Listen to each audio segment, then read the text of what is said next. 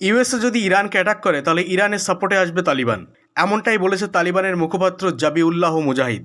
ইনি কিন্তু তালিবানের সাংস্কৃতিক বিষয়ক উপমন্ত্রী। ইরানের সাপোর্টে আসবে তালিবান, কিন্তু কথা হচ্ছে ইরানের সঙ্গে তো তালিবানের সম্পর্ক ভালো না, তাহলে ইরানের সাপোর্টে কেনই বা তালিবান আসবে? এর পেছনে কয়েকটা কারণ আছে। একটা হচ্ছে জিও স্ট্র্যাটেজিক কারণ। দীর্ঘদিন ধরে আফগানিস্তানে তালিবানদের হত্যা করে এসছে ইউএসএ। আফগানিস্তানে ইউএসএর হামলায় বাচ্চা থেকে মহিলা কেউই বাদ যায়নি। আজকে যদি ইউএসএ সেই অ্যাটাক ইরানে করে তাহলে ইরানেরও সেই একই অবস্থা আফগানিস্তানের মতো হবে।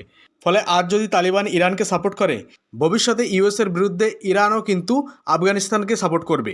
এই আশায় তালিবানের সাংস্কৃতিক বিষয়ক উপমন্ত্রী জাবিউল্লাহ মুজাহিদ এই বক্তব্য দিয়েছেন।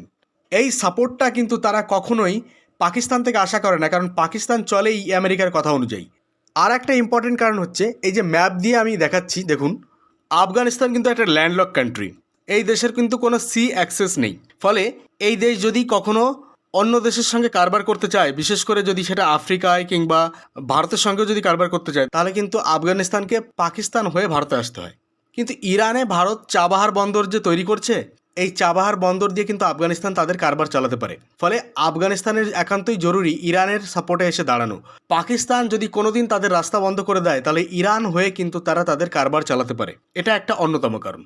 কিন্তু ইরানে যদি ইউএসএ অ্যাটাক করে, ভেনেজুয়েলার মতো কি এখানেও কি ক্ষমতার পরিবর্তন করতে চাইবে, নাকি আফগানিস্তানে যেমন করে বছরের পর বছর থেকে সেখানকার তালিবানদের হত্যা করেছে, না ঠিক সেইভাবেই ইরানে ইউএসএ হত্যালীলা চালাবে? অবশ্যই আপনাদের মতামত কমেন্টে জানাবেন।